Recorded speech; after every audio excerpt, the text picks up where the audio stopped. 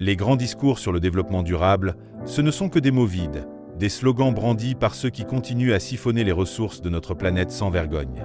Ils nous vendent l'idée d'une croissance verte, mais derrière cette façade se cache une véritable manipulation.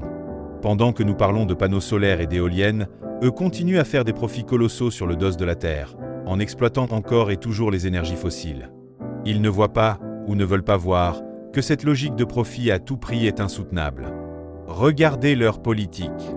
Au lieu de soutenir réellement les initiatives locales, de promouvoir les circuits courts et l'agriculture durable, ils préfèrent subventionner les grandes entreprises qui prétendent se verdir. Et que dire de l'inaction face à la biodiversité qui s'effondre? Ces décideurs, ceux-là même qui parlent d'un avenir radieux, sont les mêmes qui sabordent les réglementations environnementales pour satisfaire les lobbies. Il est temps de poser la question, quelle est leur vision?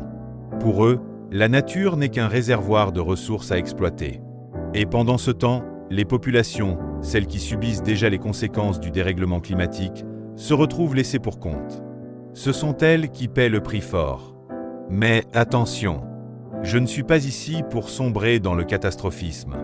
Non, ce que je défends, c'est une véritable transformation, une prise de conscience collective. Nous avons les moyens d'agir, de mettre en place des politiques ambitieuses, d'investir dans l'éducatif et le social pour faire émerger une conscience écologique solide. Mais cela passe par un changement radical, une rupture avec ces pratiques égoïstes.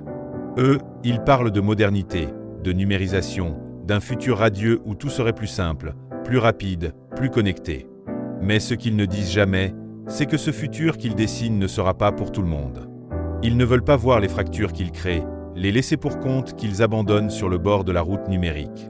Pendant qu'ils glorifient les startups et les plateformes en ligne, combien de petites entreprises locales ont été écrasées? Combien de services publics ont été dématérialisés, privant les plus fragiles d'un accès essentiel? Ils appellent ça du progrès, mais c'est un progrès pour qui? Certainement pas pour ceux qui n'ont ni ordinateur, ni réseau, ni compétences pour naviguer dans cet univers technologique imposé. Et regardez leur hypocrisie.